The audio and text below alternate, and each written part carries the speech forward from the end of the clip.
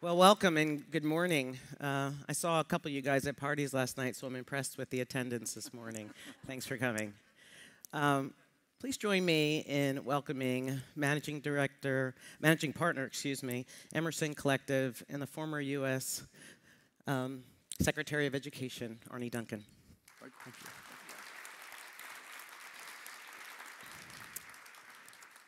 So last night, Arne, I was reflecting on the life of Barbara Bush as a citizen, as a first lady, and as a mother, and sending my best thoughts to the Bush family.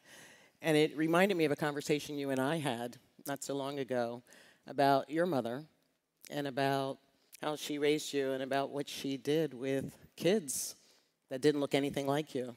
Can you share a little bit of that story?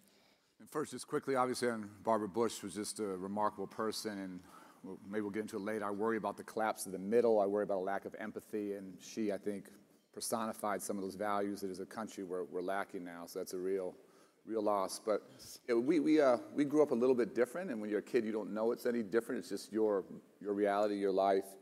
I was born in '64. My sister was born in '67. My brother was born in '70. And in 1961, my mother started an inner-city tutoring program that was literally less than 2 miles from our house. We lived in middle-class, integrated Hyde Park. My dad taught at the University of Chicago. This was across the 47th Street sort of invisible barrier between Hyde Park and North Kenwood, Oakland. And she just raised all three of us literally all our lives, being a part of her after-school program. And so we were doing that long before we ever went to real school. And it had this formative impact. We've all tried to follow in her footsteps in various ways. We went almost every day growing up. I took a year off of college to work with her full-time and sort of figure out, was this who I was, or was this just a piece of who I was? And most of my friends were becoming investment bankers and lawyers and thought about that. But what we just saw all our life are kids who happened to be black, who happened to be poor, very few of whom had functional families, lots of gang violence, lots of issues we dealt with, crazy issues, go on to do extraordinary things because my mother and others were in their lives. And this one, not to go on too long, but her whole philosophy was older kids taught younger kids. So 10-year-olds taught 5-year-olds, 15-year-olds taught 10-year-olds. So the young man who taught me was totally standard for the neighborhood, never met his father. Mother was in and out of jail, raised by his grandmother. He went on to be an IBM fellow, first African Americans, all kinds of research patents. Kerry Holly, he taught me for like 15 years. He stayed with DePaul, went to law school, came worked every day. But by every outside stereotype, he'd be a kid, destined to not make it. Right. He's had this remarkable life because that was in him. That was in him. It wasn't any gift anyone gave him. That was in him. He just had an opportunity to bring those gifts to the forefront. So that's my driving passion. We've all stayed in education. We've all done this because we know what kids can do, given a chance. Mm-hmm. Well, I was reflecting on Barbara Bush's life and, thinking, wow, America's really changed during her life.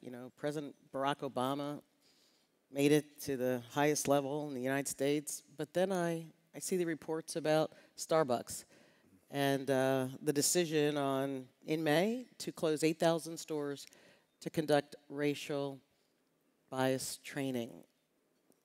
Have we made progress? That's a good question. I don't think I have the answer. Have we had...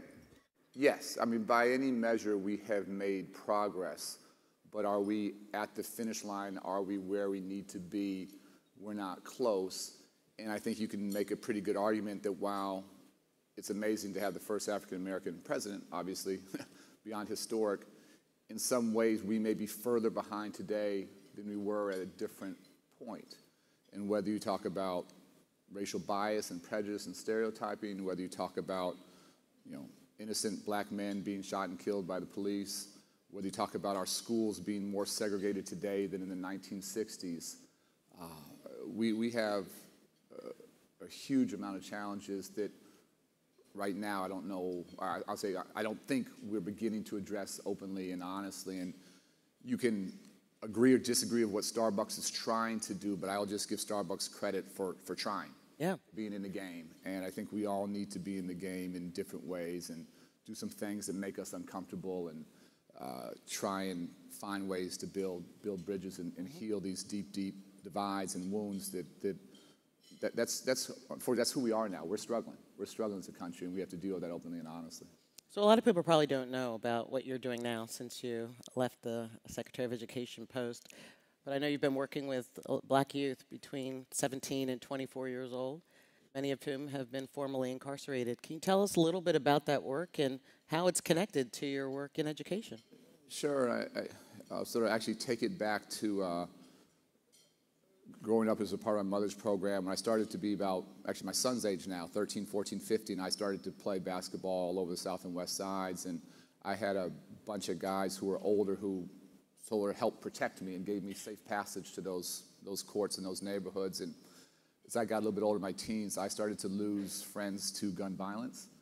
And that, I'll just say it shapes you and I think honestly scars you in ways that are a little bit hard to talk about when you're a kid. Yeah. So this goes back 40 years now at this point. When I led the Chicago Public Schools for 7.5 years, lots of good issues, trying to raise academic achievement and budgets and labor management and construction. And candidly, those were all easy compared to dealing with gun violence in our city. And Jessie, during those 7.5 years, on average, we lost one of our students to gun violence every 2 weeks. It was just a devastating rate of loss. Nothing in this, not once in the schools, but just in their neighborhoods. And when my family and I moved to D.C., very, very naively on my part, I thought we were at rock bottom. I thought things couldn't get worse. And for a whole host of reasons, things in Chicago got a lot worse over those 7 years. And just to quickly give you some, Chicago's just at a state of crisis now. It's the third largest city. It has way more homicides and shootings than New York and LA combined. Last year we had 660. I keep saying I just want us to be normal. I would love to have zero. Normal for us relative to population, relative to New York, we would have to go from 660 to 92. So we're that much of an anomaly. And the thing that's so brutal to me is that we just robbed kids in Chicago and South and West Sides of their childhoods. Kids can't go out and play. They're living with a level of fear and trauma that's unimaginable. There's a high school I helped start 20 years ago called North Lawndale College Prep, a charter school. I was actually there 2 days ago. Amazing school, great graduation rates, kids from North Lawndale on the west side going to college at amazing numbers. That one high school last year had 17 kids shot. Oh my goodness. 17 students in one high school. And I've never been to Iraq, I've never been to Afghanistan, but I don't know if kids in actual war zones have that many kids who are dying. So, and then the final number I'll give you is that almost no crimes in Chicago are getting solved. There's something called the clear rate, which is the percent of crimes that get where the police actually catch somebody. So if you kill someone in Chicago, that has a 26% clear rate. So 74% of homicides go unsolved. And if you just shoot someone and not kill them, that has about a 3 to 4% clear rate. So 96, 97% of shootings go unsolved. So we can say Black Lives Matter, but I promise you if those 660 homicides looked more like me and less like you, we wouldn't be in this, close to this situation. So what we're trying to do, and it's interesting, I worked for government for 17 years, now you're outside government, you have different roles to play. Right. So we are hiring the young men, and unfortunately it's young men 17 to 24 who happen to be black, where 75% of the victims and the perpetrators are often the same person, people who are shot and shooting others. We're hiring them, they work with us for a year. We do all kinds of job training stuff. We do lots of social emotional support, trauma care. We've had a whole set of guys get high school diplomas. We had a couple started in college in January.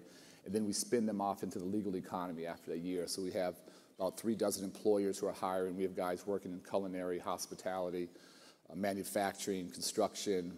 We have 2 guys at a law firm. We have 1 guy working for Deloitte, which is amazing now. And basically just trying to give a transition from the illegal economy, which inevitably leads to violence, to the legal economy. The hope, and the reason why I'm actually very hopeful about where we can go is in every crisis there's an opportunity. The opportunity here in Chicago is it is so violent, it is so bad. Guys are tired, they're trying to get out, they're tired of running from the police, they're tired of getting shot. One of the young men we're working with has been shot 13 times. It's just sort of unimaginable. And there's always this myth that guys who are selling drugs are making a lot of money. The truth is very few guys are making money, in part because of the fracturing of the gangs, the decentralization. There's just smaller markets. And so we start guys at about $11 an hour. Half our guys, it's a pay cut, and they're willing to take that pay cut to do something that's different. For the other half, it's a pay increase. And one of our, candidly, worst shooters was making $80 a day on the street. So creating just extraordinary amount of havoc, really hurting the community for peanuts. And the fact that we as a society would much rather lock them up in Cook County for $55,000, $60,000 and not do a job and wrap around services for $25,000, $30,000, our values are totally backwards. So there's a massive opportunity.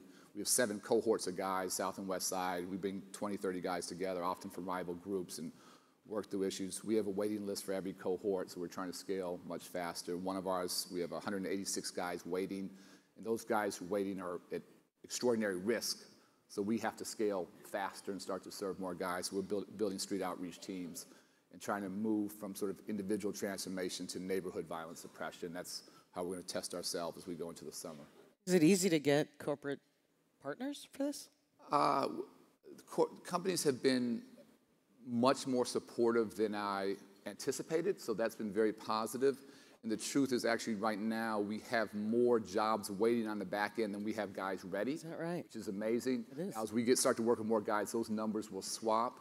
What I will say, so that part I'm beyond grateful and thankful. What I tell the employers is this can't be charity. This can't be philanthropy. You got to think this is definitely a different talent pool maybe than you're used to. But our guys are smart, they're resilient, they're talented. Many have been CEOs on the street. They know customer service. They know supply chains. They know all kinds of things. Right. And those skills are transferable. And these are guys who have been through hell and want to do something very different, are unbelievably motivated. So that part's been great. What I will say, Jessie, is that for me, I always say I'm trying to solve, I think, an economic problem, not a crime problem. Yeah. Every time someone gets shot, they put the poor police chief on the news and say, what are you doing about this? And for me, Eddie Johnson's a good guy. He can do something about it. Police have a role, and police, again, are candidly really struggling. Yeah. But we have to provide jobs. Mm-hmm. We have to provide guys. These are men, not boys. They have to eat. They have to pay rent. They have to take care of younger siblings. And if we're not willing to hire in mainstream economy, they are going to make money. It's just going to be on the streets that leads to violence. So it's a long way of saying corporate Chicago and corporate America has to start to hire. And what we're trying to do is take away their risk. Mitigate their risk and give guys a chance to transition in. You know, I've been inspired when looking at the young people in Parkland in the wake of the shooting there. And I've just been so inspired by these young people who are just so intentional and resilient.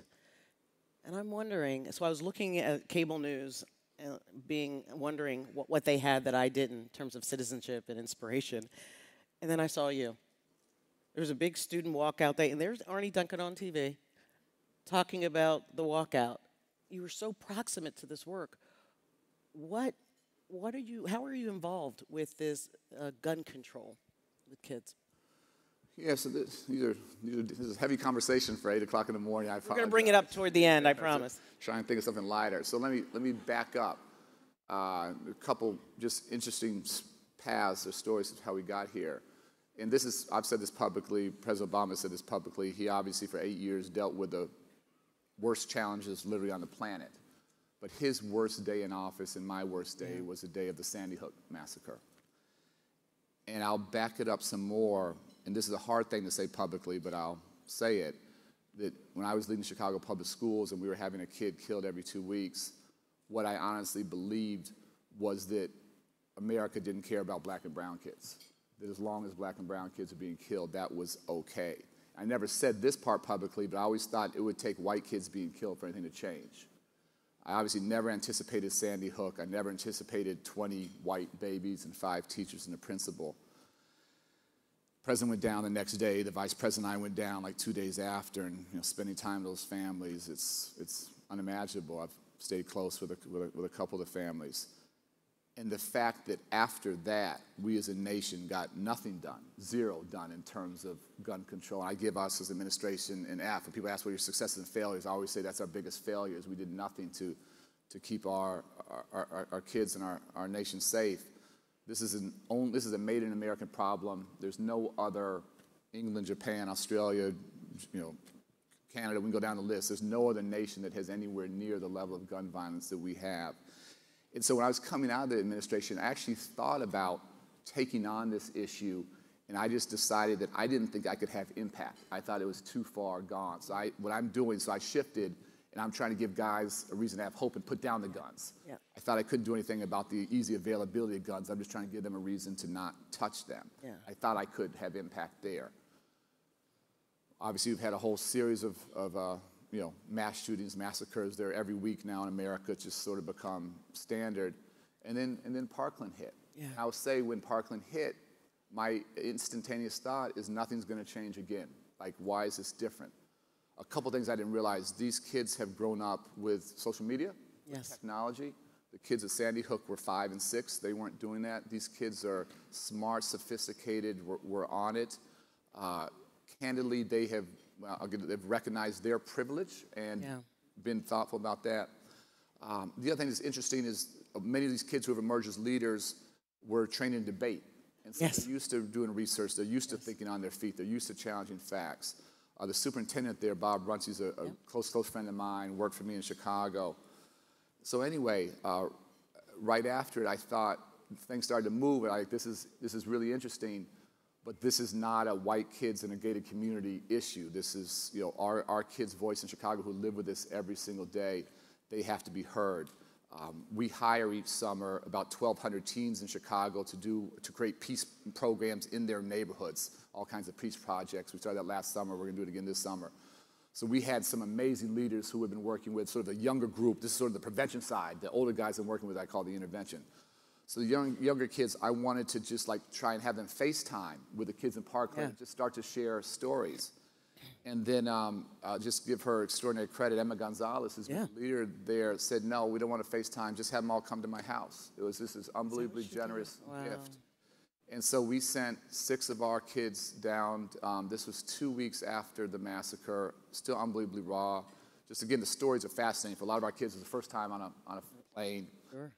Our kids didn't know what a gated community was, and they thought maybe their family was in jail or something. They couldn't quite understand that.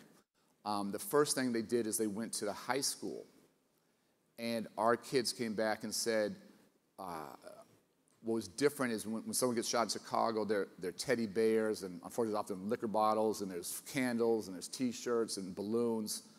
But they're not people. And they went to the high school, and there are lots and lots of people out there. And they said, I know people care.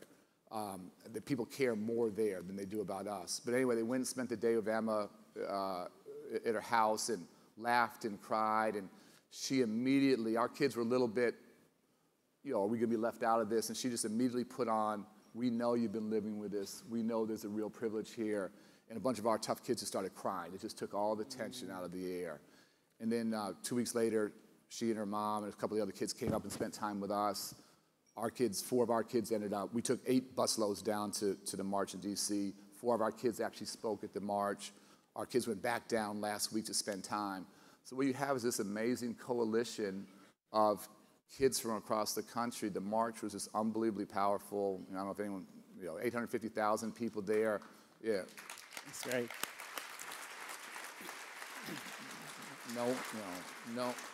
No one over 21 spoke, and I can't say they're going to win, but they are moving the country in ways that I have never seen. It's just extraordinary. It makes me more hopeful, and talked a lot about it. It's actually difficult, but what kids on both sides say is that, obviously so many things not in common, but it's our shared pain makes us family.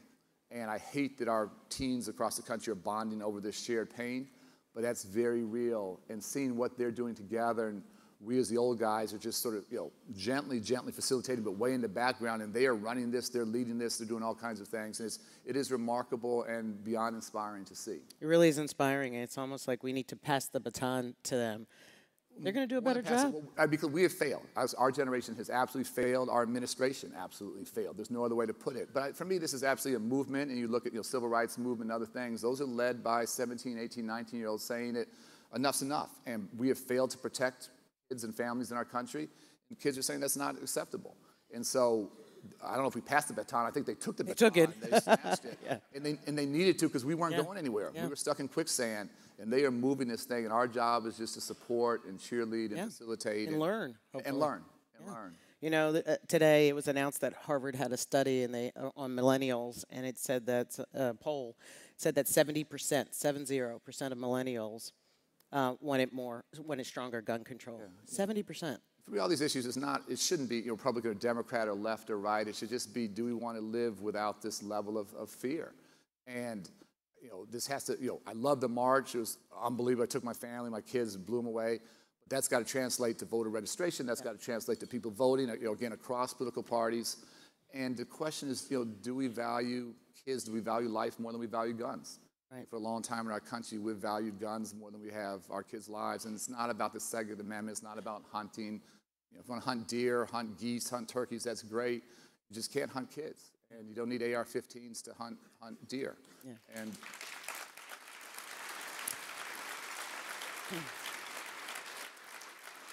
so, Arne, we have a group of some of the best and the brightest, the most privileged in society. We have entrepreneurs, we have affluent fundraisers who are all focused on schooling, learning, education. I've been reflecting, running a technology company. We've been really focused on STEM and ed tech. When I think about these kids that you're describing and the stories that they're telling and how differences seem to melt away despite calcified notions of what's possible with these kids, I wonder if this group has de-emphasized the importance of helping kids build skills to support a democracy. Like, we're talking about math and we're talking about reading and we're talking about other things, but have we lost sight of what's important? This group, us, me. No, it's a great question. I think we're all, rightfully struggling and doing some soul searching and trying to figure out. I guess where I'd net out on that is that for me, these are always false choices, and it's always got to be both and, not either or. So by any measure, we have to do a much better job in terms of math, in terms of technology, in terms of science. You guys know better than I where the jobs of the future are going, and if we're trying to break cycles of poverty and if education be a path to the middle class and upward mobility, we have to emphasize those things. At the same time, again, for me, it's not either or. How do we teach empathy? How do we get people engaged in a civic democracy? And I am, I'm just always honest, I am concerned for our democracy. I'm concerned about the breakdown and the polarization and everything. Social media, TV just pushes everybody to their own camps. And my good friend who did a lot of the president's political work, David Seamus, did some fascinating stuff afterwards where he interviewed people who voted for Barack, and then voted for Trump. And it was not an insignificant number, and just really trying to understand that mentality. He also put in groups of people who were left-leaning from sort of center-left to far-left, and people who were right-leaning from center-right to far-right. It was fascinating. And both those groups, when they got together, they went to their extreme. So the folks on the right went further right, folks on the left went further to the left. So what we have is a collapse of the middle. And how we bring back the middle, how we teach that, how we teach empathy, how we not have everyone just retreat to their corners and to their social media feed. I think that's a huge challenge. This emerging thing for folks, empathy technologies, and that's a little different than math and science, and we need math and science and STEM. But we need to find ways to bring kids together and find some common ground that's not around losing your best friends and shooting, losing family members and shooting. So it's not for me this or that, let's drop STEM now and just do that. But how do we do all of this in a much more thoughtful, intentional way and produce citizens that will keep our country vibrant? Mm-hmm. The final thing I'll say is this, compromise has become just a dirty word. And I think that the premise of a democracy, I think, is that you find some common ground that by definition is imperfect to everyone involved, but that's the best that we can do together. But again, on both sides now, not just on the right, we're electing people where if you compromise, that's seen as a sign of weakness, not a sign of strength. And I don't see how democracy works if we're not willing to compromise. I mean, I just think things just start to break down. So it's a long answer to your question. It's not either or, it's both and, but thinking about how we use technology, how we do things virtually to get kids from different communities working together to solve real problems. Our country desperately needs that. Our democracy desperately needs that. Well, it's not lost on me when I reflect on your life and I think about some of the things that you're doing. You are very intentional about staying close to the populations, be it the young men in Chicago, bus tours when you were Secretary of Education. You just talked about sending kids down to Parkland. Proximity. I had an opportunity to listen to Brian Stevenson at the Aspen Institute talk about proximity. For those of you who don't know Brian Stevens, I would encourage you to check him out online. And this, what he said stuck with me to the point, I say it all the time, proximity leads to understanding, and understanding leads to empathy. Without proximity, there's no pathway to empathy. Many of the people in this room do a lot of things for kids. They do a lot of things to kids. I'm not going to ask people to raise their hands, but I'm wondering how many of us in this community do things with the people we serve, how proximate we are. How important is proximity to work that you're talking about? Well, and I'll just say it's almost a selfish thing, because I don't want to act like it's altruistic. It's the only way I know how to learn. Like I never learned anything sitting behind my desk anywhere in Chicago, in DC. You know, I have a nice little office downtown. You don't learn anything doing that. So talk about, we used to do these back to school bus tours. We visit schools all over the country, but we do these bus tours, and you would see things in Carrollton, Georgia, and Columbus, New Mexico, that it's just impossible to begin to fathom sitting behind a fancy desk in DC. I go to Cook County Jail every month and recruit guys directly out into our program. And I don't like, it's not fun. I don't like doing that. But I do that because that's the best place where I learn. Every part of our programming, I test with guys there. And they tell me the truth. This makes sense. This is crazy. This is going to sound really, really crazy, but it's honest truth. I much prefer visiting Cook County Jail than I used to testify before Congress, because it makes perfect sense. It is such a more honest conversation, and nobody's playing for the cameras. No one's just playing their spin, and you get real, honest feedback. And so I can't run an effective program. I can't learn to adjust if I'm not hearing from the folks that we're working with. And so you have to do that. And it's probably too much. I had a nightmare last night because I'm going to be in a place tomorrow with some guys that's not the safest, and I'm a little worried about that. But I have to be in those places, and I have to be with those guys if I'm going to try and impact the issue I'm working with.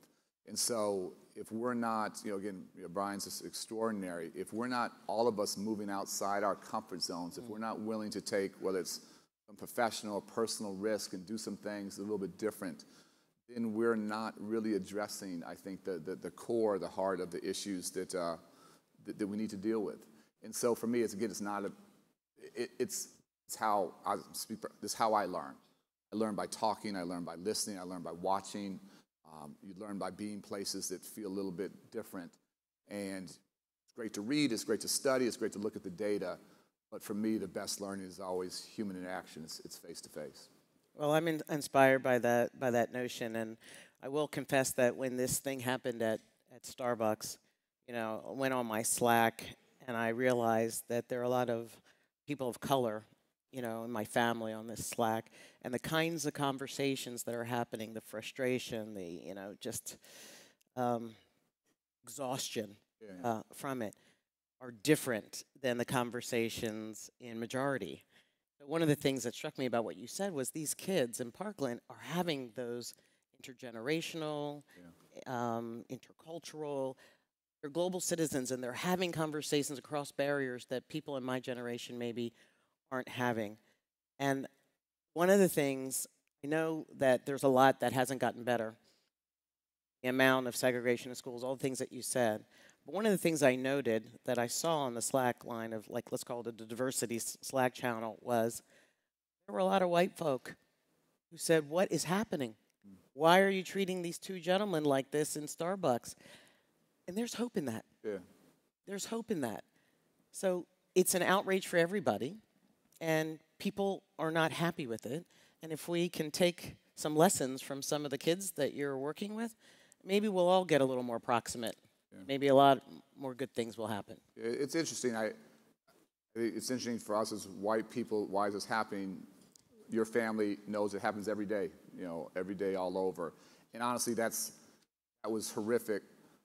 For me, that's less horrific than young men being shot for being black. and for knocking on a door to ask directions to school with a neighbor and getting shot. So unless we're willing to really grapple with, so Starbucks is making a huge effort. Will they change their culture in a 3-hour session? Maybe, maybe not. But again, they're trying. Obviously, this is not a Starbucks issue.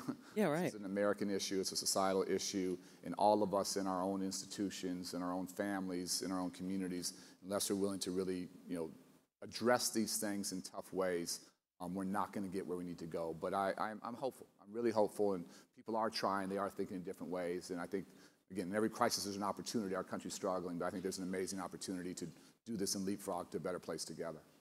Well, we're out of time, Arne, and I just want to thank you for your values-based, inspirational leadership. Thank you. Thank you so much. Thank you. Thanks so much.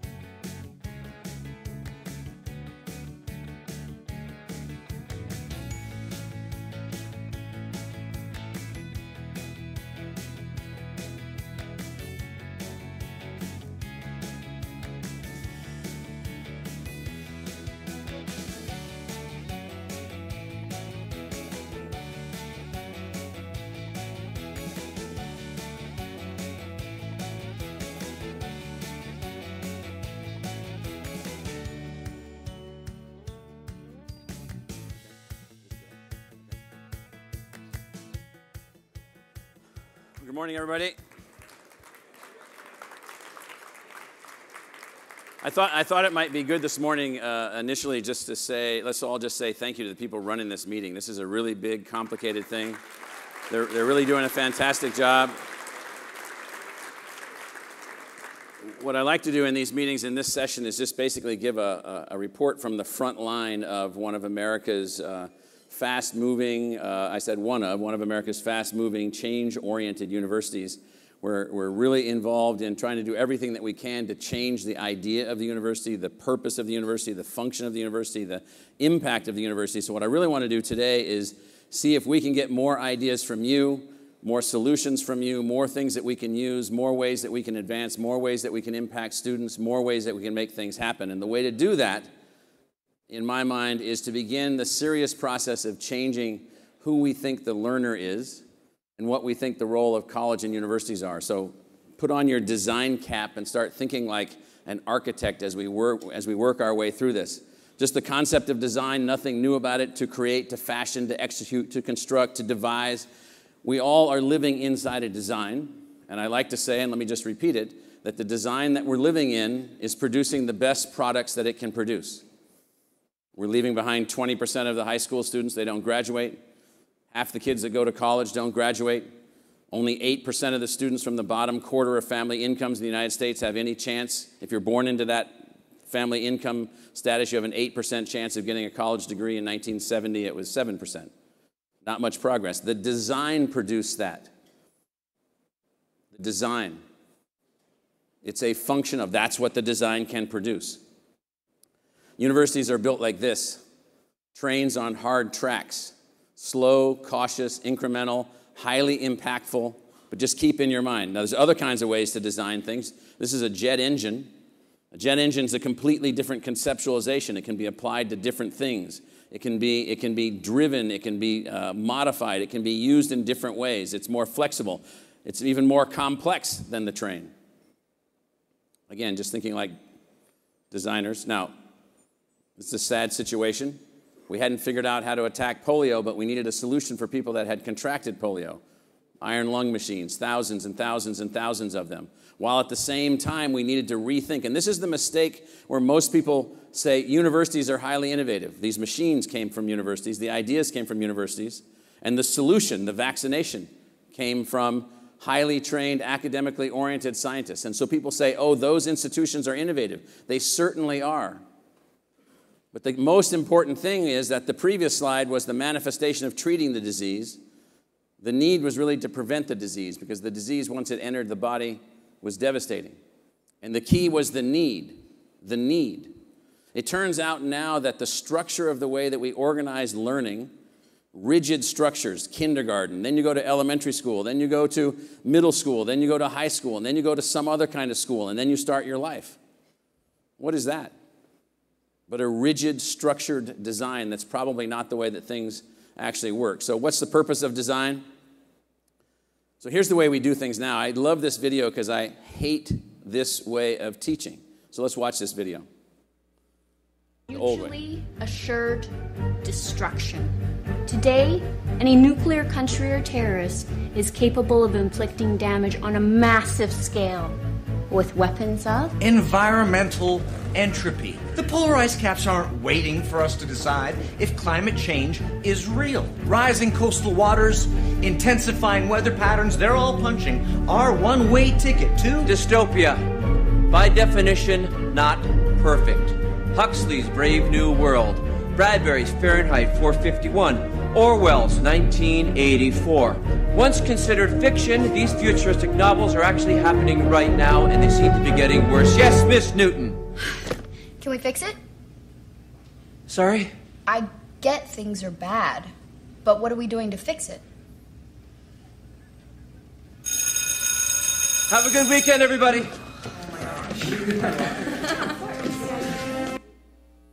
So, just like we heard in the last discussion with Arne Duncan, the kids who are empowered by social media, empowered by technology, think differently, can self-assemble, can move forward at social scale, who can engage issues and problems at democratic scale. That last view, they're sick of it.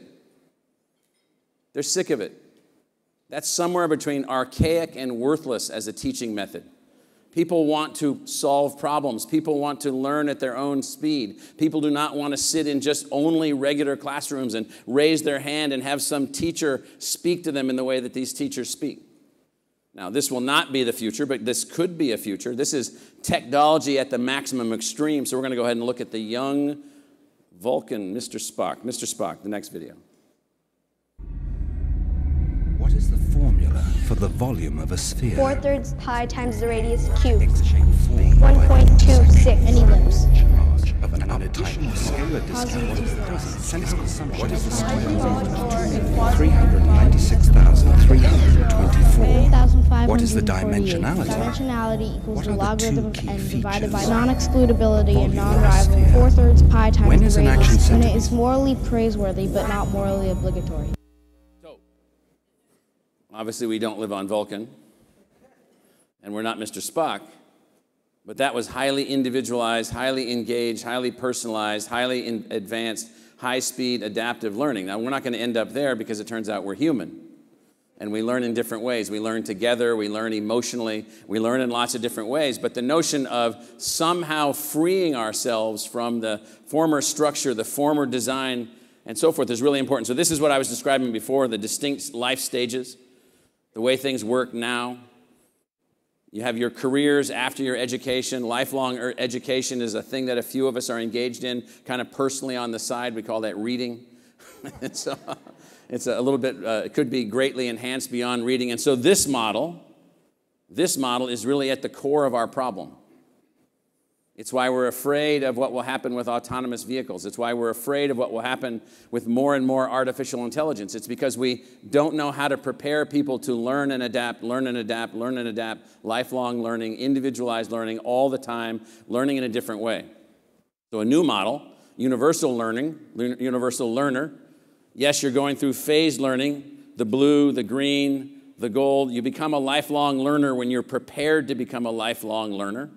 The university helps to prepare, if it works correctly, a lifelong learner empowered to learn anything. And then in the in the gold and the red phase, as you move later into years, your jobs, your personal fulfillment, your life, and so forth, you're continuously involved in learning, continuously engaged in learning. So a new design, again, it's about design, universal learning, so a direction that we're moving in, and I'm going to fly through this. We're trying to build a model where the university can be a home to learners that come to learn with us at a particular point in their life, and then also a place that can be accessible to learners anywhere, anytime, at any place, drawing from the combined energy of the learners, the faculty, the students, the staff, the library, the support mechanisms, everything of the university itself. And imagine universities working in this modality. Now, I've showed a version of this slide in the past. These are the innovations that we need. We need infinitely scalable teaching. We need personalized learning at scale. We need development-based assessment. We need artificial intelligence-based advising. And I've divided these innovations up, and we can get this, this entire presentation to all of you. These are the things that we need. So those of you that are in the venture business, those of you that are in the technology business, those of you that are in the thinking business and the research business and the learning assessment business, these are the tools that we need to be able to go from the core of the university, the knowledge core, and make things happen in a different way. Upper right, education through exploration. This is virtual augmented reality for learning. Well, of course, a lot of people are working on this, but if you do it separated from the knowledge core, separated from the faculty, separated from the library, separated from the knowledge creation process, it'll be nothing but a gizmo. It'll have no material impact whatsoever. So, quickly, we need to design the phone, not the transistor. We need to design the system. Right now, we're designing incremental instruments. We're devising and designing incremental tools. We need to create a design culture in education. It's absent from the way K-12 schools work, the way community colleges work. They are bureaucracies operated as government agencies, for the most part, incapable of operating on a design basis. So look at the upper right. Keep a nimble pace, focus on continuous improvement. Bottom middle, take risks and use lessons to design new iterations. We have not built this into, it's kind of funny almost ironic. Our learning institutions are not learning institutions. Our institutions charged with creating innovators and entrepreneurs are neither innovative or entrepreneurial. And so we've been doing these kinds of things at ASU, starting new programs, new units, new activities, new structures, new ways of doing things.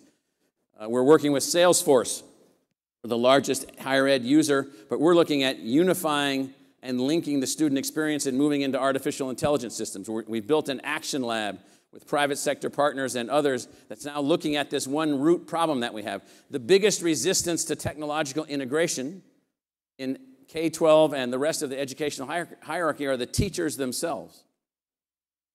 The teachers themselves are the resistors. And so it's because they don't know whether or not these technologies work. They don't know the efficacy of these technologies. We built a master's in global security, 6 months to design it. It's deployed. It has students from all over the world. Education for humanity. We're working around the world taking the technology platforms that we have.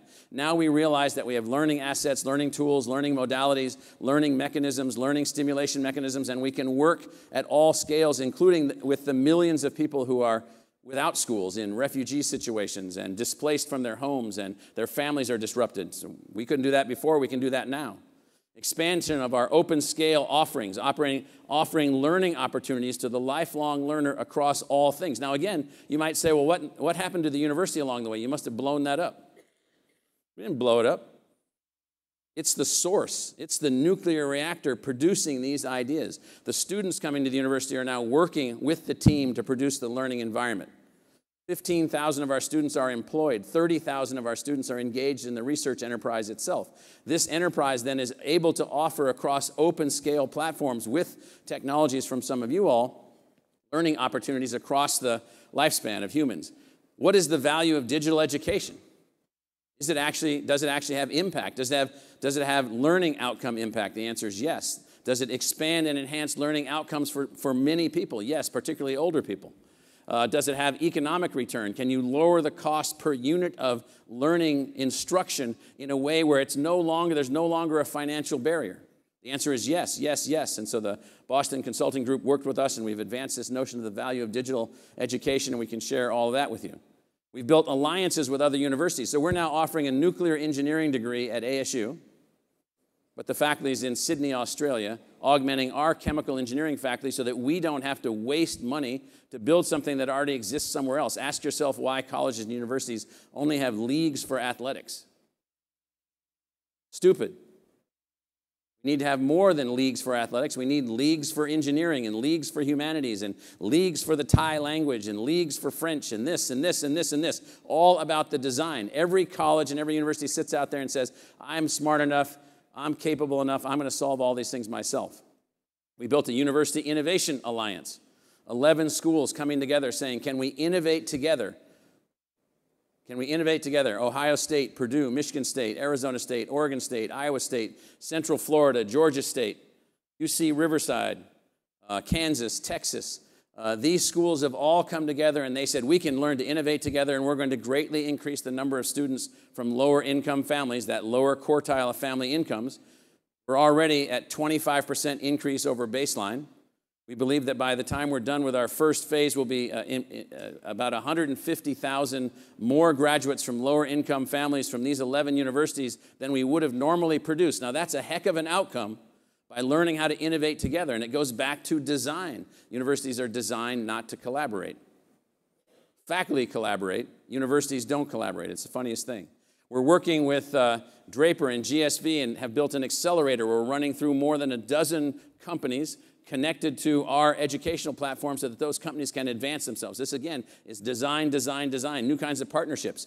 If we had 50 universities doing this or 100 universities doing this, we'd be advancing hundreds, if not thousands, of new technologies into the field after use demonstration. Now, I'm kind of a weirdo, and so I like science fiction. There was a book written by Neil Stephenson in 1996 called The Diamond Age. Anybody read that book? It's a fantastic book. It's a fantastic book. And then in the book is a thing called the Young Ladies Primer, or Primer, depending on how you pronounce it. And it's a machine, a device. If you touch the device, it knows who you are, it becomes psychologically connected to you, and it becomes from toddler forward, from infant forward, becomes your teaching tool that enhances your learning. And in Neil Stephenson's Diamond Age scenario, only rich kids have access to it. We are on the path to that. We are on that path.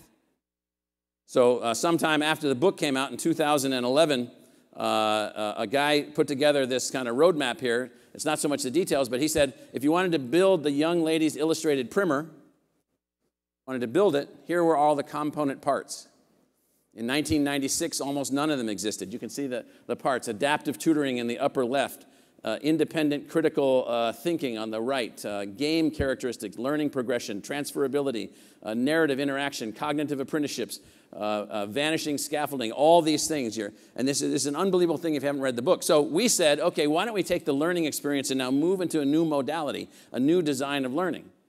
Maybe we can find a group of kids today in 2018, organize them into a skunkworks, make it a part of their learning experience, and build this thing. So let's watch the next video. The Axio platform is, I think, a platform meant for the individual and their personalized growth and their learning. This platform is somewhere someone goes to advance themselves, and that, through that, it's facilitated by this AI companion. It has the ability just to talk to you. We truly believe this can be the first project that facilitates this lifelong learning among everybody, no matter what part of your life you're in, no matter your age, no matter your demographic. You can think of it as a Wikipedia of digital learning, which anybody from anywhere could use. They could contribute, curate, and advance the repository of data, of the knowledge base that we have. Whenever I'm doing anything with Axio, with the visuals, if it looks cool, if it doesn't look cool, I always have to stop and say, is this on purpose for us? Is this driving the point that Axio is a friendly AI companion and that it's here to drive value into your life? Hello, Cece. How are you doing today? I'm doing well today, Axio. Is there anything I can do to help you? I've been thinking about traveling lately. How exciting. Let's see. Where are you thinking of going? I'm thinking about going to Italy. There's some art I want to see. You can think of it as a guide which is not paid, which is with you all the time and which sees what you are studying and what you want to study. You can set your goals into it. It will be surrounding you, it will be around you. At the same time, it's not gonna intrude into your privacy. I think it should be a friend for life. I think people should feel like this companion knows them. It remembers the thing that's important to them. It remembers good memories, and it can identify when you're trying to express an emotion. You know, best friend always has your back. He or she always is looking out for your best interests, and that's kind of what Axios is. It's always looking out for your best interest, no matter what age you are. It doesn't see color, race, wealth. It does not matter.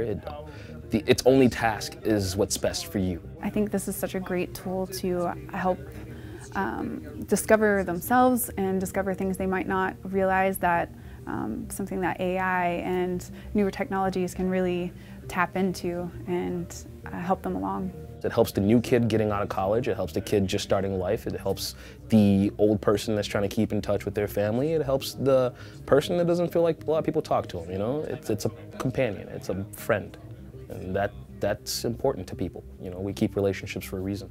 I think that if I had a tool like Axio that would help me see resources that I might not have seen before, or give me access to information about, you know, different schools or different jobs that I could apply for, I think that that would be something that would be really helpful and that I would use personally. The idea behind Axio is that people have access to all the information they need to truly succeed in whatever aspect they want to dive into in their life. Innovation, you know, evolves throughout generations, and I think that this has the potential to be such a pivotal piece in young people's lives. So the point of this is new ways of teaching. That's a group of students. There's one non-student, Mark Knopfel, who's the leader of what we call the Luminosity Skunk Works, the Luminosity Labs. They have a booth here at the conference. You can meet a lot of the kids that are working on this project. So we're taking literature, science fiction. We're taking normative thinking about the future. We're taking the kinds of outcomes that we wish that we could have, which are machines that can help personalize learning. We're turning to students who are completely transformed. They're not like anything that you imagine of when you were a student. They have complete agency. They can advance projects to their completion. We give them some resources, we assemble them together, and under the new design, they begin working and thinking and designing and creating differently. So one of the fundamental aspects that I hope that people can see is that even the idea of what we think about learning, lifelong learning, engaged learning, what we're calling universal learner, we have an unbelievable opportunity here to change everything if we can just go back and rethink the design. So that's the report from the front line, at least from ASU, so thank you very much.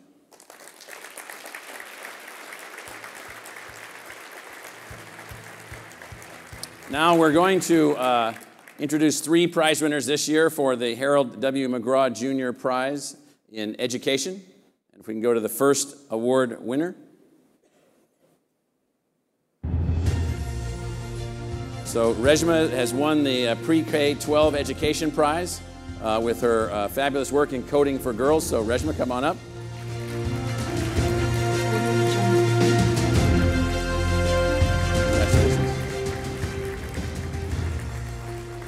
The second prize, Higher Education Prize, is Tim Renick from Georgia State University, who's a fantastic genius on rethinking how students can be successful.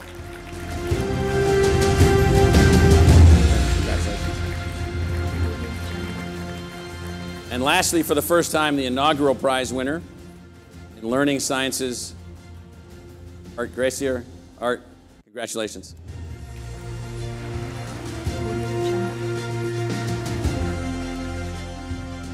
So, start with coding for girls. So, I think people pretty much know what that is. What I'd like to know is your thinking about why it is that we are so slow to realize that girls and women, when added to the totality of our social design capability, will alter the trajectory of humanity in very, very significant ways, and we don't get it. So enough. So why do you think that is? What's the actual design constraint that requires that, you know, your coding for girls is a new design, a workaround of the existing design. What is it about the existing design that is not working? Yeah, in some ways I feel like it's going back to the way that it was. The world's very first programmer was a woman. Yeah. Ada Lovelace. You walked, in the 1980s, if you walked into any gaming camp in America, it would have been half boys, half girls. So We almost had gender parity. Culture, right? You had the birth of the programmer, right, in the 1980s. You know, the white guy who's wearing a hoodie, sitting in a basement somewhere, staring at a computer screen, drinking a Red Bull. Drinking Mountain Dew, yeah. And little girls, and you saw him in War Games and Revenge of the Nerds, and little girls looked at that image and they said, you know, not only do I not want to be him, I don't even want to be friends with him. So decade after decade after decade, we've basically turned girls off of going into this field. And we've done a poor job of describing what computer science is. Yeah. And we're changing that at Girls. Well, I mentioned to you last night when we were talking that, you know, we've grown engineering at ASU from 8,000 students to 21,000 students in the last few years. And one of the ways that we, with thousands and thousands of more women in engineering, because we redesigned what it is and how it's perceived and what they're focused on, starting with the names, the structure, everything. So we think it is about the culture. Absolutely. I mean, I saw so many diverse faces in that video building incredible things, and we've learned the same thing. We've taught 90,000 girls over the past 6 years in 50 states. To put that into perspective, only 10,000 women graduated in computer science last year. So this is possible. You know, very few times in your life do you get the opportunity to solve a problem in a generation, and we have one. And we and so many other incredible organizations are solving this problem. So I'm hopeful. Like, I'm hopeful that all of those faces, right, can be women and women of color. Right. So, Tim, you were educated at highly selective universities. You got your PhD at Princeton. You grew up you know, at the top of your game, you know, analytically and philosophically, and you know, you're a philosopher and a scholar of really complex ideas. And now you're devoting your life to, you know, a frontline public urban university in a highly diverse community.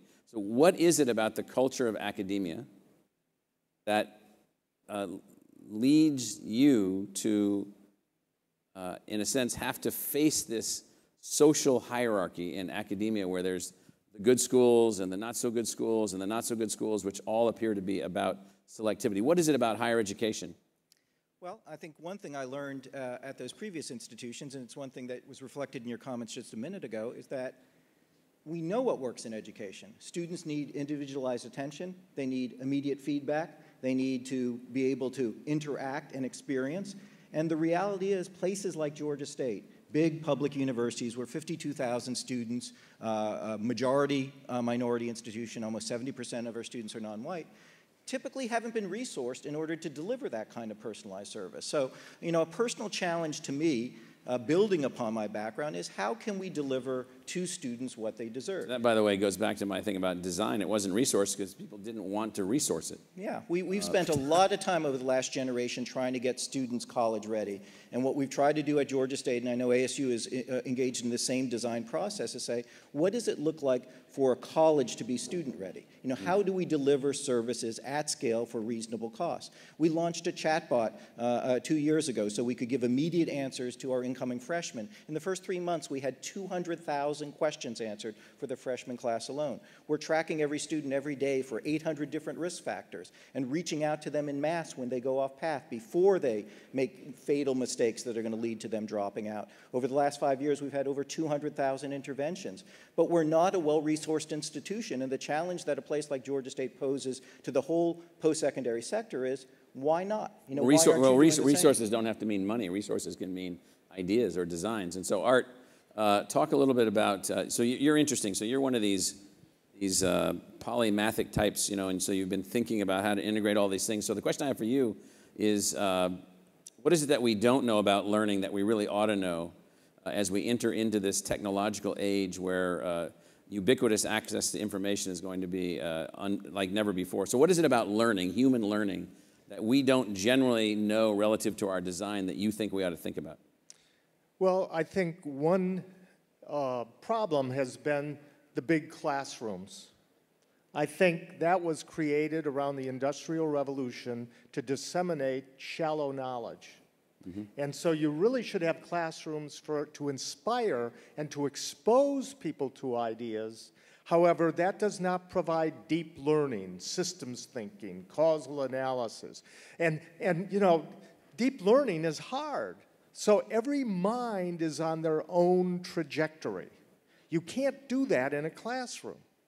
You can't. You have to have personalized, intelligent tutoring systems so it can kind of go along your own mental trajectory.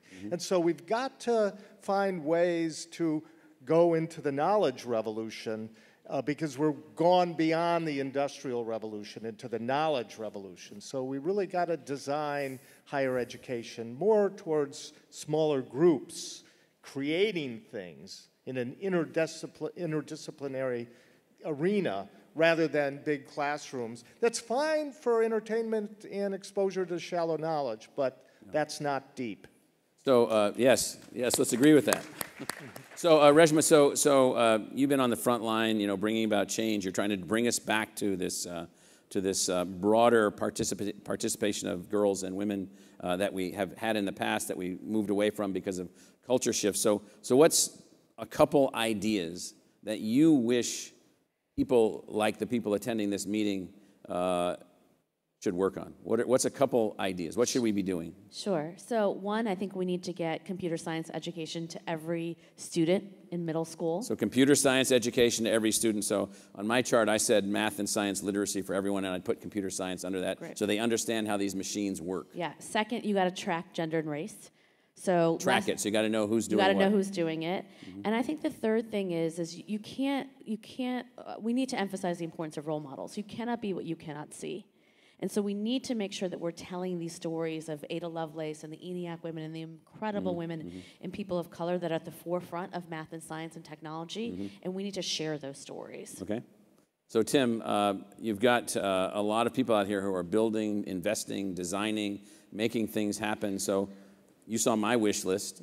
Got a lot of things on it. I hope people are paying attention to it because there's, you know, money involved also. There's, you know, we need technologies. There's a market for these technologies. Let's make things happen. What do you need that you don't have? What do you wish you had that no one has built yet? Yeah, well, we're working now increasingly in the financial range. So how do we do the same kind of tracking that we've gotten better and better at across this room in the academic realm with helping students make the right financial decisions, knowing when they're going off path financially, and being able to deliver timely interventions to students so they don't make these mistakes that ultimately lead to them dropping out. We found that some students, before they even set foot on campus, have already made decisions that are going to determine that they're not going to graduate from Georgia State by taking a housing choice that they can't afford, and that basically means they're going to drop out in March of their first year. So, Art, last question to you, and then we're out of time. So you're the leader of the Institute of Intelligent Systems. And so you're a designer driven by science and scientific understanding. So you're a science-driven designer. What's our biggest error that we need to design around, other than the shallow learning, big classrooms, Michel Foucault constrained, you know, technologically based, failed learning systems? What does all of your insight, all of your experience in intelligent systems tell you that we need to really address? I think we need to address the value of what we're learning. And that's not often done. So that the learner can understand the value. Yeah, they understand the value. We do a lot of just-in-case learning. So they give you information just in case it's important, but why not have some sense of where this learning is going to take you for your future and through your entire life? Okay. And I'm glad you showed the Axio, video because whether it's the military or universities, they're wondering about how to kind of recommend things throughout their life. And value of what they're learning is very important to it. Well, let's thank the McGraw Prize winners for this year. And let's thank also the McGraw family for keeping this prize, the world's most important prize in education, going forward. So thank you very much.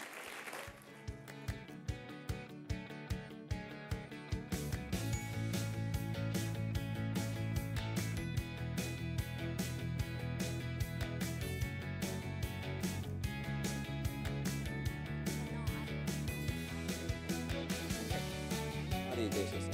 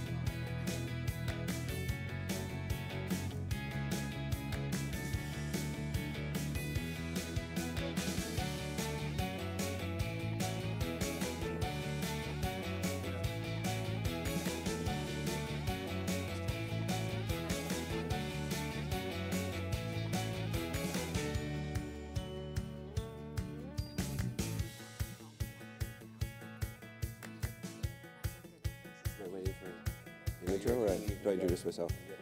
Okay. All right, so we're going to start the next program. I'm Ignatius, the editor-in-chief of Harvard Business Review. And, well, here's my panel, so come on out. So the premise of this conversation is, or the setup is really that China is leading the way in terms of ed tech investment, in terms of progress in this sphere. So, we all know the government has made education a priority, has made ed tech a priority. They're spending a lot of money. We know that Chinese tech firms are investing heavily. We know that Chinese parents are spending heavily on education. So I think the sense people have is that China is way ahead. I want to question that a little bit. I want to see whether all of that activity, all of that spending really leads to innovation, and to talk a little bit about maybe the differences in Western and Eastern education and how relevant that is as we move into a kind of higher technological sphere for a lot of this. So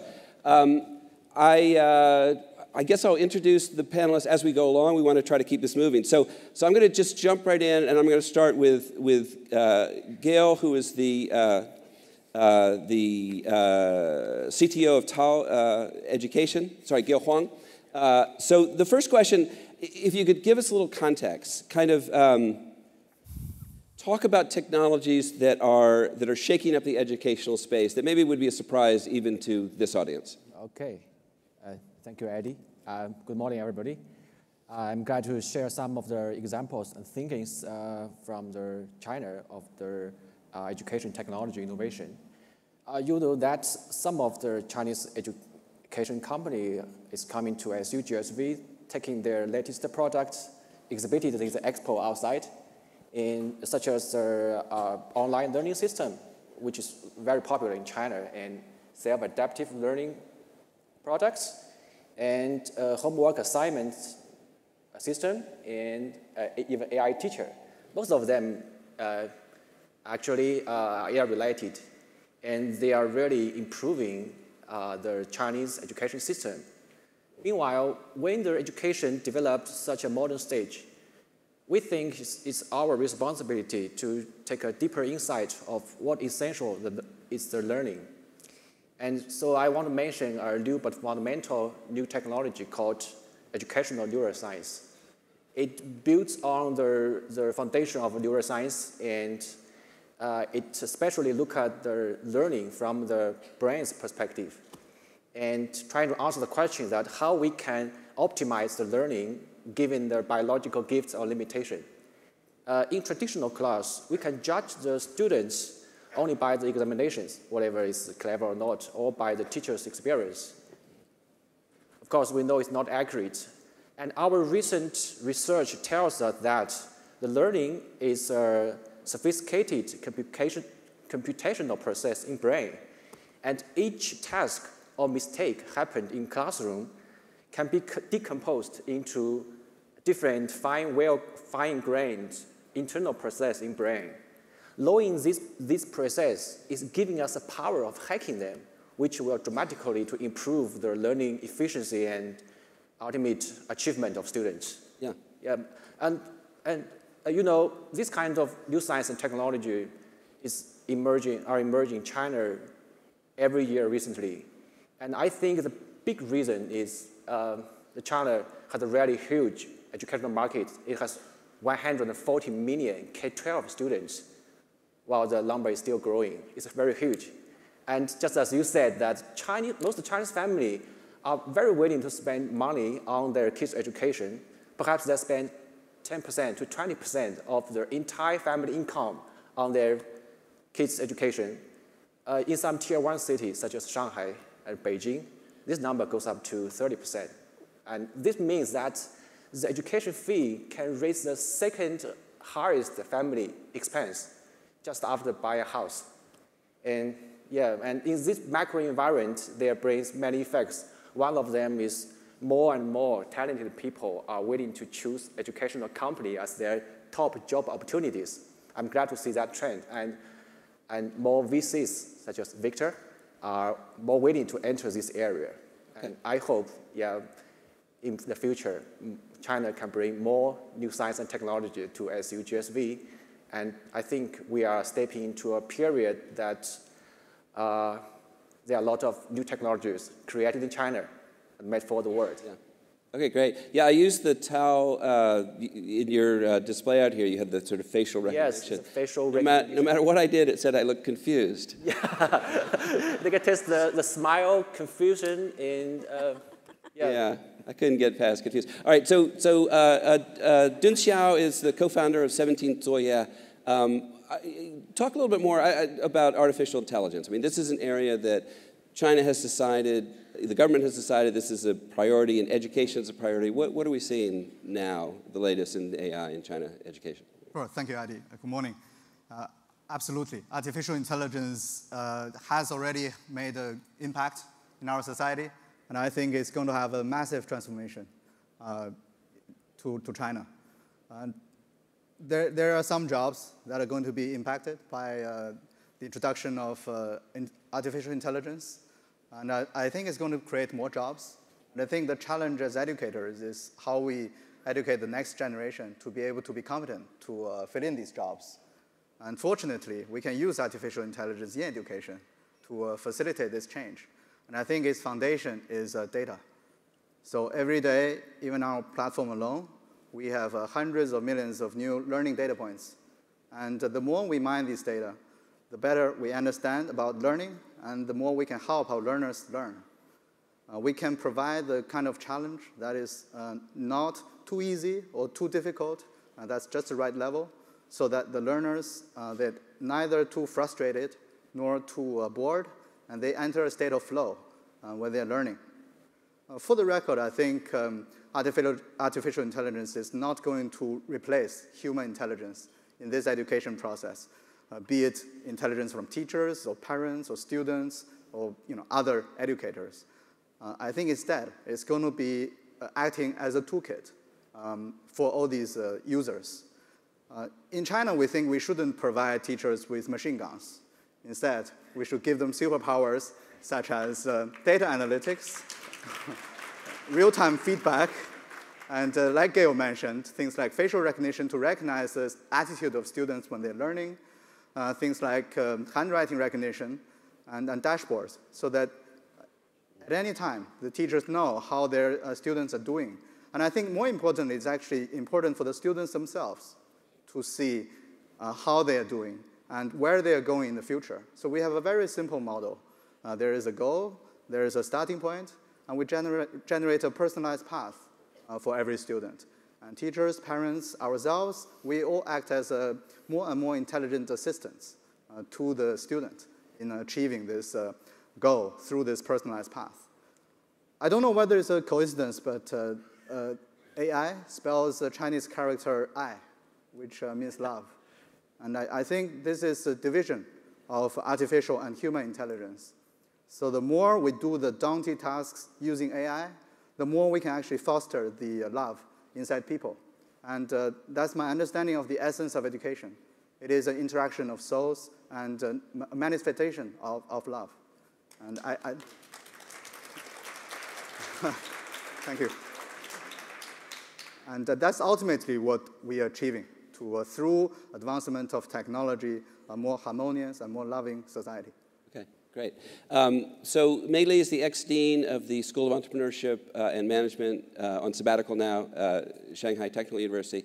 So Mei, I suspect you might be, so the whole setup is kind of that China is leading the way in sort of new thinking about education. I suspect you might be a little more balanced about that, but what do you think about this premise?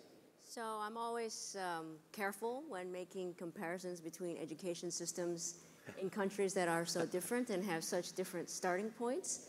I had the honor to be part of the NYU team that started NYU Shanghai and then again starting Shanghai Tech. So I have a very different view of China's higher ed system and maybe a little bit, actually I would say equally skeptical with the people who are sitting on the panel with me. So when we talk about innovation in education and you hear these young entrepreneurs talk, you can feel the urgency and you can feel the dynamism that everybody admires so much in China. But we have to remember that their starting point is vastly different from ours. They have 700 million people still living in the countryside for whom access to basic education is not accessible. And then you have students in second-tier cities for whom this basic level of curricular design was previously inaccessible. The second piece is that artificial intelligence, this level of data that's accessible and available in China, far surpasses anything that you have elsewhere in the world. And that data is their power. The computational power exists all around the world, but this aggregation of the data by China is something that you can't get anywhere else. What Gail described in designing curriculum, understanding how people learn, is something that the Chinese government and teachers in China have been doing for hundreds of years. So the Shanghai Municipal Math Curriculum for K through 12 is designed essentially in the same way. They design it because they know, based on their data, where students make the mistakes, and they help those students avoid those mistakes, and then they continue on in their path of learning math. So all that's happened with their technology is computation and data to do what human beings have done, right? And that enables them to scale, which then wows us in the United States because they have 150 million students. I don't know if that's leading innovation. I think it's leading innovation in China, but I don't know that they're leading the United States because I think we start from such different places. Okay, great.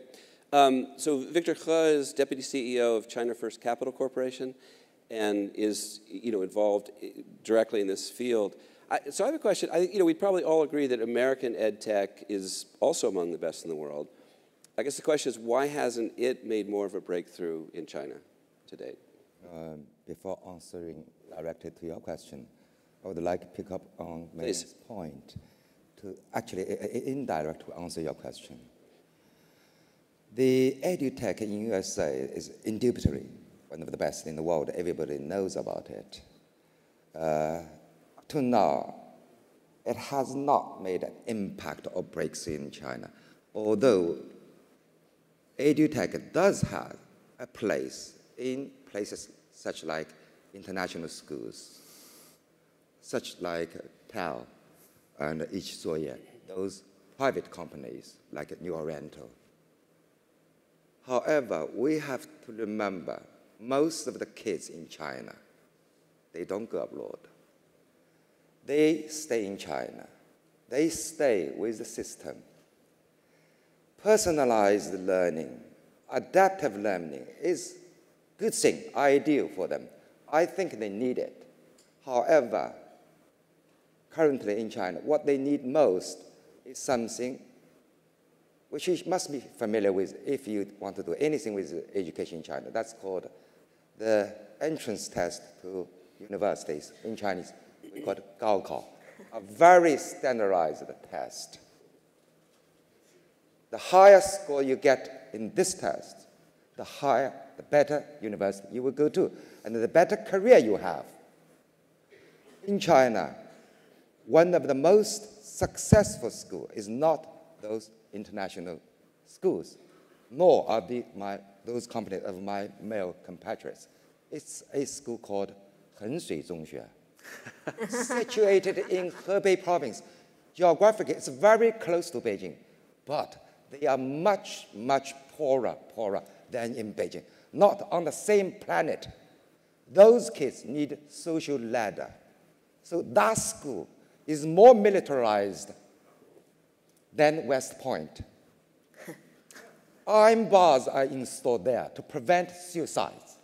But people love it because students from that school are guaranteed to get the best scores in Gaokao, the entrance to university test. So that's the reality.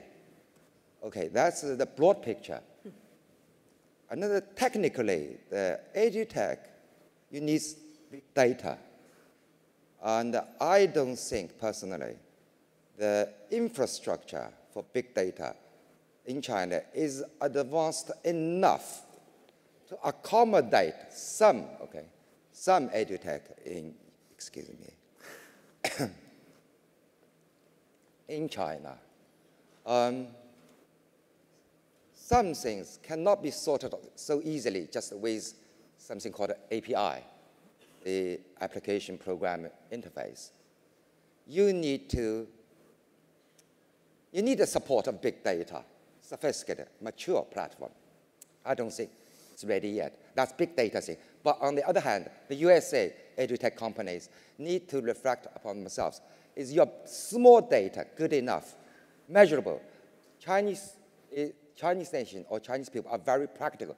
They need to deliver the results. You tell me how many students can get better scores in Gaokao, then we'll buy your edutech.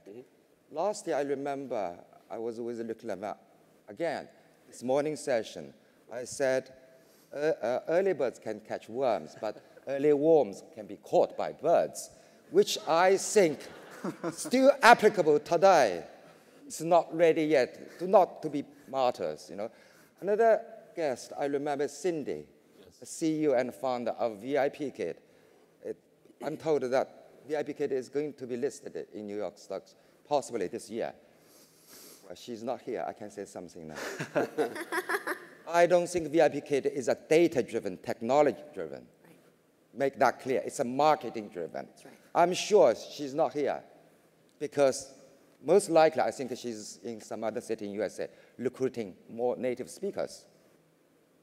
That's the core competence at the moment. I'm sorry. No, that was good. I think if I took the Gaokao, you would see my face would say confused. That's all I got. So Rick Levin, former CEO of Coursera, former president of Yale University, still doing work with Yale, and you've done a lot with China in the education space over the years. Can you talk more about maybe some of the challenges that face U.S. educational companies, ed tech companies in getting into the Chinese market? Yeah, the challenges are actually pretty formidable. I mean, challenge number one is the firewall. So if you're a U.S. internet company and you're not inside the firewall, your site performance is very poor. And while we found in the early years at Coursera, lots of willing collaborators in China. Example, NetEase, a large internet site in China. It was initially a distribution portal for our Coursera courses. But then, of course, the Chinese government got wind of the MOOC phenomenon and started up about 4 platforms. NetEase started its own. And no longer was we were essentially crowded out in some ways of being favored. And so we have a lot of trouble. We grew very fast in China in the first couple of years, but it's very hard to grow further, except by, and I think this is true of U.S. firms that want to get inside. I think the only way to successfully do that is to form a joint venture, which gives control to a Chinese partner. The structures that artificially do that in the past, like the VIE structure, is going to be history, I think, with the current orientation of the Chinese regime and, frankly, the provocations that are coming from the United States. So I think that the idea of operating in China with control over your product is not likely to be very easy. I mean, name a major U.S. internet company that is really successful in China. And I think the answer is there aren't any. And there won't be an ed tech, I think, either, unless you go to a kind of full localization approach, reorient the whole way you do things to the Chinese consumer. As May was saying, I think, truthfully, there are big differences in what Chinese learners expect from an educational offering, and big differences in the way in the kind of internet experience they want. Whether they want more mobile, they want essentially a different aesthetic of how web pages are designed, and all of this means deep localization, probably ceding control to a Chinese partner for the Chinese product, about the only way to succeed and penetrate. Yeah. So let's do the flip side of that. Victor, why are we not seeing Chinese companies investing more in Europe and the U.S. in this space? Actually, there's lots of Chinese companies have lots of money. That's why they bought some football clubs in Europe, like AC Milan, like some English football clubs in the Premier League. Then the central government, I think, it's tightened its grip. And it's much more difficult nowadays, particularly since the second half of last year, to directly invest for a Chinese company by foreign assets. That's the broad picture. Because I'm just a professional who does investment, I'd like to talk a bit more about technical level. I think it's a lack of trust, lack of understanding, a kind of fear, because although we can do FDD, legal DD, tax DD, still it's far away. It's not like a real estate. You can just rent. It's not like a football. You just let those agents do it. Education is an industry where you deal with people. You deal with souls. It's hard. You know what I mean? It's a lack of confidence on both sides. I would say assets in Europe, especially in English-speaking countries like UK, or here in USA or Canada or Australia, are very welcome and got huge commercial value in China market. But I would say those assets perhaps are too hot to handle for some investors. I think fundamentally, we need more communication to know each other about the operation, about the business model, about who we are. I think future is bright. At the moment, we need to do a lot more to understand each other, just like the relationship between the two countries. Mm-hmm. Yeah, okay. That's what I Great. fundamentally. So let's go back to the Chinese market for a second. And Dun, I'd like to ask, so Meili was talking some about sort of the haves and have-nots and rural versus urban. So I guess from you're a technological optimist. You know, from your point of view, how broadly shared is the application of technological innovation in this area? You know, is it simply promoting the elite, or is it more broadly shared at this point? Thank you. That's an excellent question. I think technology itself is neutral. It is the values we hold that determine how we apply these technological innovation and who benefit from them. So in his address to the Communist Party in the 19th National Congress of the CPC, President Xi mentioned education 37 times. That was even more than Marxism, which was only 13 times.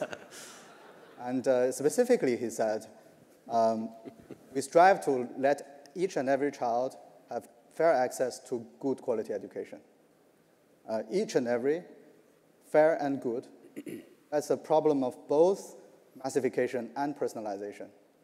That is the value we hold, and that is our vision. And in our company, we hope to achieve this vision through a combination of education and technology. Recently, the Bureau of Education published a white paper on online education, and 144 million people have benefited from education technology. In our company alone, we have over 60 million users, and in over 400 cities. And a lot of these users actually from the really poor rural villages and towns across China. Recently, one of my colleagues told me a story about a user in a village who was mentally impaired, but achieved great learning outcome. And at the beginning, I just couldn't believe him because, you know, as educators, we train to be critical and skeptical. So I managed to find the number of the mother of this child, and I called her. And she was crying as she was reading to me one of the picture books that her daughter read on our platform. And there was one sentence: my mom was a magic gardener. She can make anything grow. So she was saying to me, you know, thank you. Your platform is like a magic gardener. But I think it's not our platform at all. It is these mothers and these teachers and these students. And they have this desire to learn. And we are supplying them with a way to learn. And I believe that even in its brutal form, the Gaokao acted as a way for the social ladder to move. So those students in Hengshui High School, they went through this experience, but it was a way for them to achieve a better life. Yep. I always thought that if I had to find one word in the whole, vocabulary that had the biggest impact either on me or on our country, I think the word would be education. Yep. When I was very young, I got a full scholarship to complete higher education in the UK and the US, and I asked my benefactor many times, how do I pay you back? I just couldn't understand it, that a stranger would give me amount of money that seemed astronomical at the time to study. And eventually, he took me to a film, and the title of the film was Pay It Forward. Thank you. And I think that had a big impact on me. Yeah. So now that we have many students on our platform, and we actually reward them when they do well, one day we came up with this idea for the students to donate whatever we rewarded to them to other students who are less fortunate. And now we have managed to build some libraries in rural schools in China. I believe those would be the first libraries totally built by elementary school students. So tens of millions of students donated what they were rewarded on our platform, and in partnership with those students in rural schools, they built libraries. And they were talking about the books together through our platform. Yep. So I think there is people see some evil in technology sometimes, and these evil tend to be magnified. But I'm an optimist, as you said, and I think as long as we hold the right cause and we have the right heart, we can promote both good and fair education through technology. All right, great. May, you wanted to jump in? So I do want to make an observation, actually, about the existence of these kinds of companies. The Chinese government has been extremely clever and opportunistic in allowing these private companies to fill in where they're absolutely unable to provide the resources, right? So the Gaokao, until recently, did play a relatively fair and leveling opportunity. But about 15 or 20 years ago, when their policy of allowing teachers to choose where they wanted to go teach went into effect, the gap between rural schools and urban schools widened to a degree that it actually rivals what we have in the United States. And now there are actually no resources in many of those places even to pay quality teachers. So I would say that's one advantage that the Chinese market has over the US, which is the government has very systematically allowed these companies to intercede. But I also want to say something about Victor's point in terms of increasing understanding. I think we should be very clear that in some ways education is viewed around the world as the way to a better life, but it's also very much a reflection of each society's core values. I think that in order to understand, you have to know that when we teach in this country, we talk about things in terms of social and emotional learning, but we also convey some very core values that we care about in the United States around democracy, around self-agency, around independence. That's very difficult to translate to a different system. So in China, there's very little discussion about social and emotional well-being. There's virtually no discussion about social and emotional learning. And they don't want us to convey ideas about agency or independence or freedom of press. Those are not things that are consistent with how China runs itself. And if you look at the people on this stage, at least one of them was educated in the West. That is what we teach our students. That is what we teach when we want to educate responsible citizens. That's a fundamentally different proposition than how they think about it in China. And I think you can't forget that. Yep, that's great. Gail, do you want to talk more about that? I mean, the integration of Eastern and Western educational approaches, the conflicts and the opportunities that you see in that merging. I want to add a little bit more about May was saying that in China currently, the government do not solve the education problem alone. They connect their educational company together. And the government is good at know what the country is and what the kind of the students and the people they need. And the company have the advantage in efficiency, and they can invest heavily in their technology and their good quality content. And this combination between their, together with the company and the government have a very good impact. Such as TEL, we use the online learning and the dual teaching mode to propagate the good teachers. Most of the good teachers are located in the tier 1 and tier 2 cities. And by the online learning systems, even the tier 3, 4, 5 cities, the students there can also enjoy the good content. That's a big change in recent years in China. And I think it's getting better and better. All right, we have time maybe just for one final question, but Rick, I want to bring you back in. You know, we haven't talked about the big contextual overhang, which is trade tension and other tension between the U.S. and China. So this is a hypothetical, but you know, to what extent is this flow of investment and ideas at risk, given the tension now between Beijing and Washington? I think it's a very serious risk at the moment, but it could be. It's possible, at least, that the fact that the issues are on the table as starkly as they are right now could lead maybe to a solution. So I am not a fan at all of President Trump's denunciation of multilateral agreements and of his abandon, you know, and his imposition of tariffs as an instrument of threatening to get negotiations. I just think it's very counterproductive. On the other hand, it has brought forward what is really the main issue in U.S.-China relations, and it isn't about trade. It's about cross-investment, and it's and about openness of Chinese markets that, from U.S. perspective.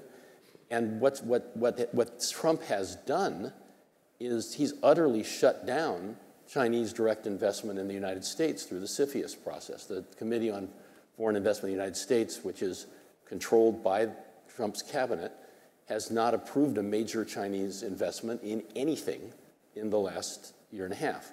So we or whatever it is, 15, 16 months. And he's changed the criterion. It used to be CFIUS was about investments with national security implications, and he's brought essentially everything under the rubric of national security. So we are. I don't like to play the game this way. I wouldn't do it if it were up to me. But we have struck back and said, you're going to shut out our companies. We're going to shut out yours.